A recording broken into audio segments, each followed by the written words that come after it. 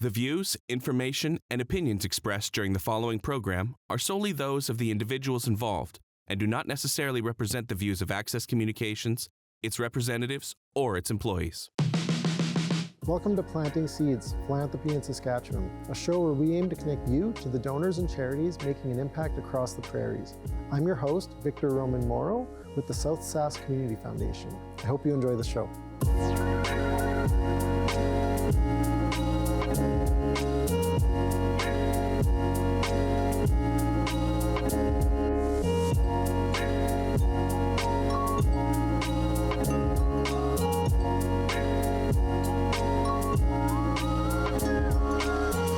Welcome to the show today. I'm very honored to be joined by my guest, Pearl Daniels, who is the Executive Director of the Comeback Society and is also from Goodfish Lake First Nation, born and raised in Regina, I believe. But instead of assuming your background, maybe I'll just pass it over to you. Can you let us know a bit about yourself and then go into a bit about the Comeback Society? Yes, my name is Pearl Daniels. I was born in Edmonton, Alberta.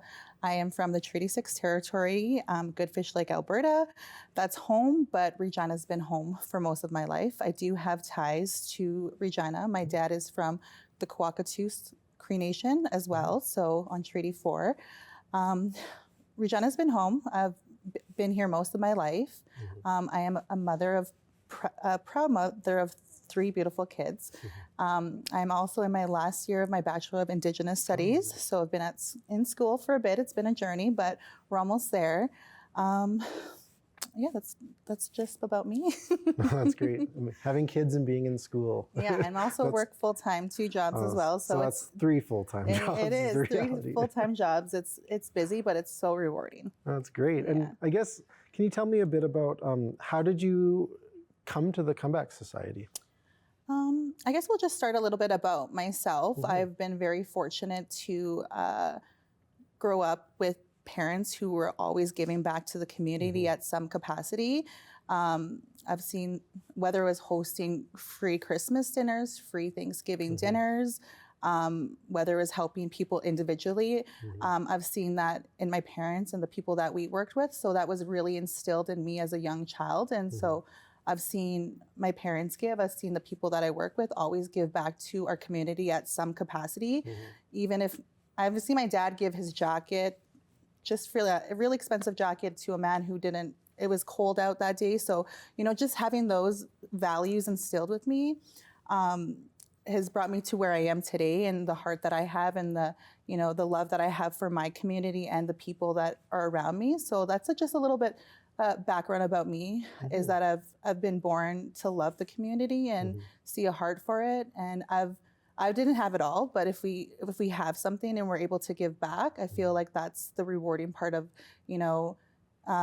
just being good people. And, when I was looking back at the planting the seed, it's easy to give back, but when you have the moral of, like, for example, you look at the planting the seed, when you take a seed, you plant it, it's going to grow. Yes. And so when you give back to somebody, whether you're feeding them, whether you're clothing them, whether you're providing them with words of affirmation or hope, you're planting that seed, and it's going to come back to you in some capacity. And not that we expect it to be reciprocated, but I'm just a believer in the universe. It's going to come back to you in some way. Oh, yeah. And you may not have it all, right? But it's going to come back to you some sort of way.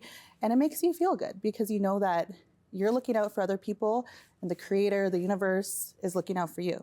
Yeah, absolutely. Yeah. And even on that note, like, it really is, it's infectious, I think, to give. Like, once you give, there is a selfish aspect of, like, it feels good, is the reality. And whether you're not doing it because it feels good, but it's a nice side effect. Yeah, so, like, instilling those values is so nice. And even just as you mentioned, like, that idea of planting a seed, just yesterday I had a conversation with some folks at Street Culture, and we were talking a lot about how just, like, you don't know when, but the smallest little act of kindness, the little act of support, that little moment where you show someone worth and value and love and compassion can actually stick with them the rest of their lives. And we've seen that, I talk to charities all the time, so I've seen that a lot with especially youth, where you can see a lot of youth who maybe benefited from a certain program or activity and then grew up to be adults where they want to volunteer with that same program or find their own ways to give back. So, Absolutely. My older brother, he always used to say that one true word can change the destiny of your tomorrow. And so if you come across somebody that needs one word of hope or just to show them love, they're going to remember that. Yeah. And it's either going to change their day, it's going to make their day, and it's just even words that's going to change them, right? Or they're going to remember, like you said, they're going to remember those moments. And that's why I'm a firm believer that we're destined to be on this earth, whether to help somebody with something, we're destined to do that. So that's where I came along. I've always been involved in the community. So with school, I always try to get involved, whether it's at the university or other organizations. And one day I came across the Comeback Society on social media, and I filled out their volunteer form, and they never got back to me. And so I was like, okay, well, I'll wait for when they need volunteers. And then they had posted a call out that a couple of their volunteers couldn't make it that day. And so they said, whoever can make it down here, come volunteer. So I called up my sister and I was like, okay, let's go volunteer at the Comeback. And at the time there was just Alicia there and 2 other people. And so that day we actually broke the record of making sandwiches that day. So ever since that day I went there, I've been involved with them. I've been a constant volunteer. And prior to actually working with them, I never knew Alicia. I never met her. I never knew her. But I seen her goal and I seen her vision and I seen her heart for the community. And that's what made me stay. And then we started to connect and I realized like, this is what I love and this is what I want to do. And we talked about, the ways we grew up and that really resonated with me and it felt like home. So that's how I ended up getting involved with the Comeback Society is, seeing their vision, their goal and knowing what they were doing for the community. And that was already who I was inside. And it was just another way to get involved in the community. That's great. You kind of hit on the very end where I wanted to go, which is maybe giving the audience a little bit more information on, what is the Comeback Society? I know a lot of viewers probably, this might be the first time they're hearing about it. So when you talk about that mission and vision and goal, what is it and what does it set out to do for the community? So I always tell anybody that when I'm talking about the Comeback Society, Alicia always tells it. That's her story, and I always try to tell it the best of my ability. But the Comeback Society is a nonprofit-led organization here in Regina, Saskatchewan. Alicia Morrow, the CVO, she, just a little brief history of it, the start of it.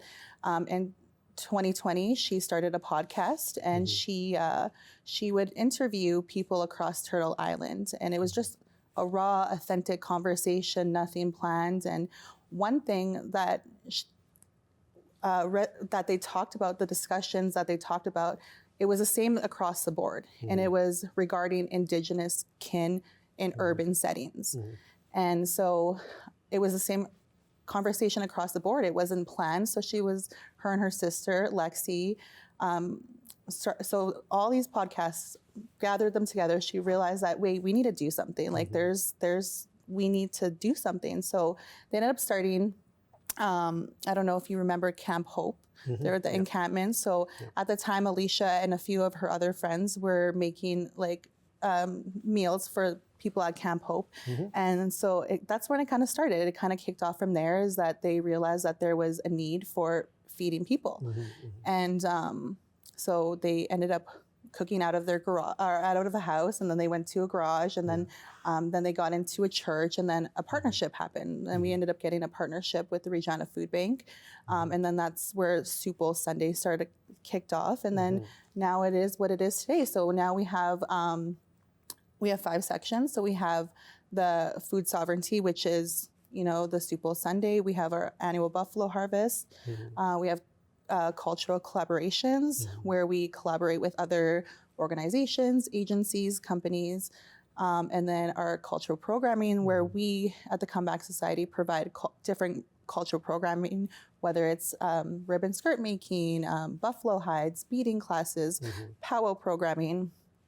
We also have our Pizza Gaywin program and it's our land-based education, which we also collaborate with the Treaty Land Sharing Network, where we have camps, and we provide cultural camps and land-based education. Yeah. And then last, actually we have another section that I will mention as well, but we have the education and facilitation program. So we have a training that's in the works right now where we provide different training, whether it's on like truth and reconciliation, land acknowledgements, and then our Comeback Street team, which is, I can't say a whole lot about because it's coming out, but I can't spill the beans. Yeah. But our Comeback Street program is our new section where we focus on addictions, harm reduction supplies, mental health issues, counseling, all those kind of stuff. So that street team is in the works right now, and there's going to be a new program that we're going to be launching out soon with another organization company. So that's really exciting for us. But that program really gets on the level of the individual or the person that we're working with. And we really think that's really important is to get down on, our levels. We can be at whatever level, but to be able to work with a person at their own level and get on their level and support them on their journey is really important to us. So we're very excited to have that launch very soon. No, that's great. I guess actually maybe this would be a good point. When that launches, where would be a good place for people to learn more information about that? Well, you can follow us on social medias. We're on all social medias. We're on Facebook, TikTok, Instagram, but also that'd probably be the main part. And then eventually our other partners, they'll definitely share it as well. But definitely following us on our social medias and keeping an eye out for those, the launch and the release of that. So everything that you just said, what I really like about it is as you were talking, you're talking about with Camp Hope and helping people that were fighting homelessness and kind of those basic essentials of needing food on your plate and being able to eat. Those are those pieces that help someone survive. But then you also talked a lot about the culture aspect. Yeah. And the culture aspect is really about, from my view, and you can correct me if you have a different perspective, is about giving people hope, giving people something to look forward to, giving people identity, giving someone that thriving aspect. So on the note of that, I feel like, food and shelter is pretty easy for people to understand. But from a culture aspect, how would you maybe describe like those cultural programs and what kind of a difference does it make on the people that attend those and participate? For me, I feel like I'll speak about like our annual buffalo harvest too, because actually holds a very special space in my heart. I too, like Alicia and others, grew up urban and Dig. I grew up in North Central. I knew I was brown and I knew it was bad. So I didn't have a sense of identity. I didn't have a sense of culture. It wasn't until I got older and went to post-secondary and I started to learn the histories, the systems, the policies, colonialism, colonization that put us in a state of where Indigenous people are today. And I don't say all of us because we're unlearning those things and we're decolonizing and finding culture and stuff like that. But it wasn't an easy journey. It's, you don't have a sense of identity of who you are. And I couldn't pride myself as an Indigenous person when I was younger because I didn't know. Yeah. And it's because of those, those systems. But, growing up and, for instance, like the Comeback Society and many other organizations that do provide cultural programming, it's vital to our identity and it's vital to who we are as people because we don't have a sense of connection if we're not connected to those cultural teachings, those cultural, ways of life, Indigenous ways of life and Indigenous pedagogy. We're not connected if we're not, a part of it. And so for me, the buffalo harvest, my parents too, like both my parents, their parents went to residential school, so we lost our culture and our ways of life. But one thing that connected us to, I guess, our Indigenous identity is being on the land and hunting for subsistence. And so my dad was a prominent hunter. And so that's something that connected me and made me feel proud that, hey, my ancestors survived off the land. They hunted, they they survived. And so the buffalo harvest, especially for the Comeback Society, I feel is a very revitalizing experience. And you take a look at, our history, we're on the prairies, the prairie people, the buffalo were prominent, right? They call it a pile of bones for a reason, because the buffalo were so prominent to our people, and they were almost near extinction, right? We almost lost the buffalo, and the buffalo fed us, it clothed us, it provided us with utensils. It was every aspect of the buffalo was utilized. And so, the Comeback Society hosted their second annual harvest this last fall, and I had the opportunity to actually harvest the buffalo myself. Oh, wow. And so it was a really empowering moment. And when I had the opportunity to talk about it, it was very sacred too. We went into ceremony, and everybody got involved in ceremony, and it was very sacred and very ceremonial. The protocols were it was very important. We took it very serious, and it was something that we don't take lightly. We respect and honor the ways that were given to us. And so, and like I said, I've hunted for my own self and my family, and I really had to get into a mindset that it wasn't about me, but it was about the community. Yeah. And when you're a hunter, you're proud to hunt for yourself and get a trophy, but so when I went into ceremony, I really wanted to switch my mindset and realize this buffalo was giving himself for the community and for our people. And the city of Regina, every Sunday, they get to eat buffalo. And, not every day, people get to eat buffalo at all. And so for us, that is empowering. To us, that is revitalizing. To us, that's connecting them to the land, to this animal, because he sacrificed himself for us. And now we're able to, eat, and we're able to feed people. And so I think like moments like that really is what matters to identity and who we are as people. Because like I said, it's not every day you get to eat buffalo meat, and having the opportunity to provide that to the city of Regina and the people who need it the most. Our only hopes is that when you eat that buffalo, that you feel empowered, that you know where you come from, that your ancestors hunted this buffalo, they survived off it, and that your ancestors are still with you, and that they're here with you, and that buffalo is powerful, and he's with us. And so having that ability to connect people to the buffalo, but also we had the opportunity of having some people from the ministry and then different schools attend, and they got to watch it all. They got to come to ceremony, they got to watch the buffalo being processed, and we shared a meal together. And so those are moments where we get to be involved together, and it's not every day you get to be involved with Indigenous kin and experience moments like that.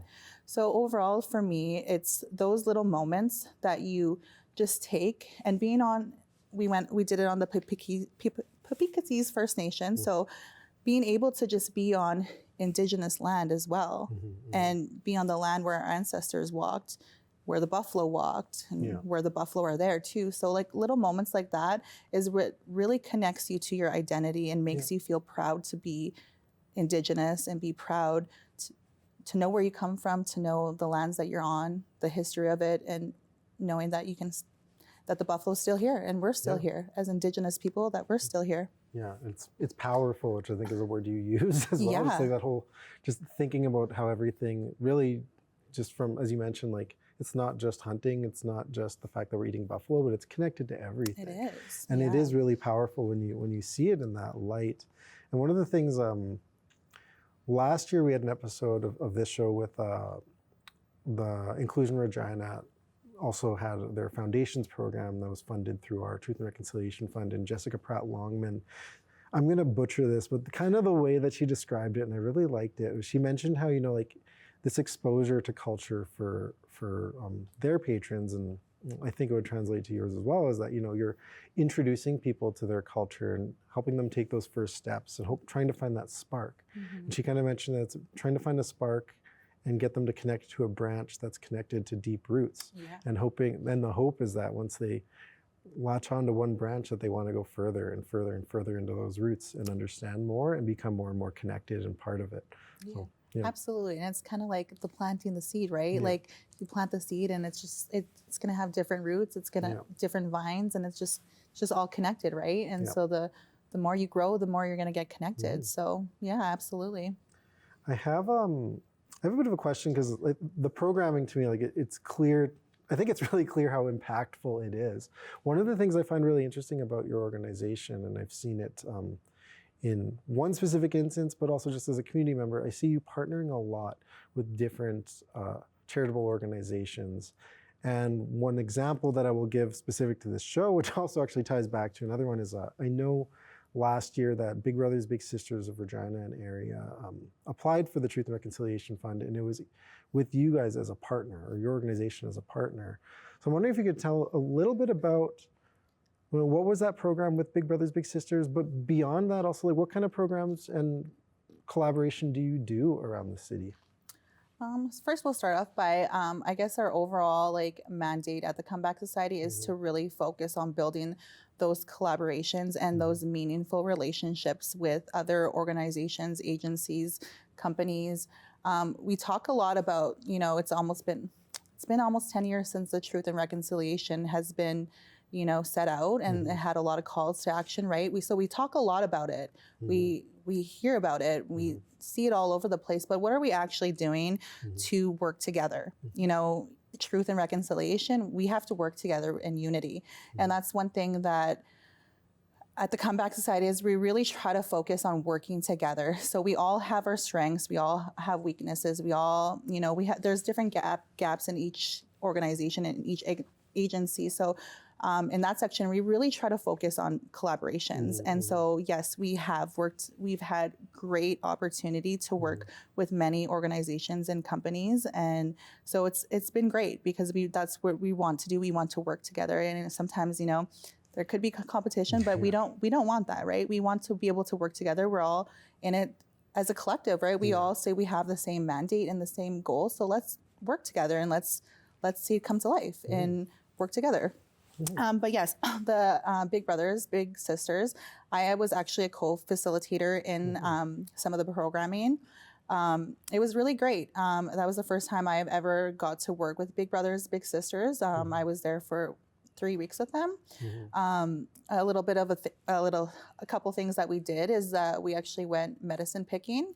And not only did we have like the Big Brothers and the Big Sisters there, but we also had family members there too. Great. And so it was really, really special. And we were out on the land picking medicine. We had medicine, knowledge keepers come and talk about the medicines that we were picking. So being able to be together and learn those things and teach them that, this medicine's sacred, and, that a lot of them didn't know that was sacred medicine, and it's so close to us too. So, and then just hang out and get to know each other. And then a couple other things we did together was make medicine bundles, and a lot of the family members got to take medicine to their families and to their homes. And so it was really, really special. And we had everybody that came from the start came to finish. And so that just speaks volumes of how important and how special it was for them to be a part of it. And then just gathering together, making soup and bannock, and, learning different traditional teachings and different prayers, and learning how to smudge with the medicine that we picked. And it was very special. And it's actually one of my fondest memories with Big Brothers and Big Sisters, because it was, it wasn't just, it was family too. They brought their family. And so that's special. That just goes to show that, and not only the kids need it, but also the older ones as well. And they were equally engaged in it, and they came back, and it was very special. So yes, we did have a good time with Big Brothers and Big Sisters, and we were very fortunate to have that collaboration and that opportunity to work with them and provide cultural programming to the kids there. Yeah, that's exciting, because I know organizations like theirs too, like they have a lot of diversity in the people that they serve. So I know they serve a lot of Indigenous children, a lot of newcomer children, as well as like settler children, I guess would be the word. Absolutely. So it's nice that you're able to reach all those groups directly through a program like that too. Absolutely. And they were like I said, there was Indigenous kids, but there was also non-Indigenous kids, but they were equally involved, and they wanted to learn, and they wanted to be there, and that's important. And we don't only target Indigenous kin. We want to target everybody, because we're all treaty people at the end of the day, right? We all need to know the history and the land that we're on. And so like you being a part of that, you're a part of us. We're all people together. So having that opportunity to have a diverse team diverse people that we're targeting, it's very important to us. And for being a part of you, we're getting close to wrapping up, so I just want to make sure people have a good understanding. What are the ways to get involved with Comeback Society? How can people that are listening to this and are interested and want to, volunteer or give, or what are the ways that people can get involved? First of all, you can follow us on our social medias. That's always a great way to share our story, share what's going on in the community, and share what we're doing. So sharing that. But also we do have, if you want to donate financially, we do have a donate button on our website. So if you wish to get involved that way, but we also have other ways people like to get involved with us. We've had people host fundraisers for us. We had people have us as a person that gets the monies after. So like there's different ways that you can get involved, but one for sure is following us on our social medias and share a post, and so that people can know and see what we're doing and get involved somehow. Awesome. Well, thanks so much. I'm hoping that this has inspired some people to get involved, and it was really great chatting with you about this. Yeah, thank you so much for having us. We really do appreciate it. Great. Thanks for tuning in today. If you'd like to learn more about how you can get involved in your own community, visit us online at sscf.ca or find us on social media by searching South Sask Community Foundation on Facebook, YouTube, Instagram, or LinkedIn.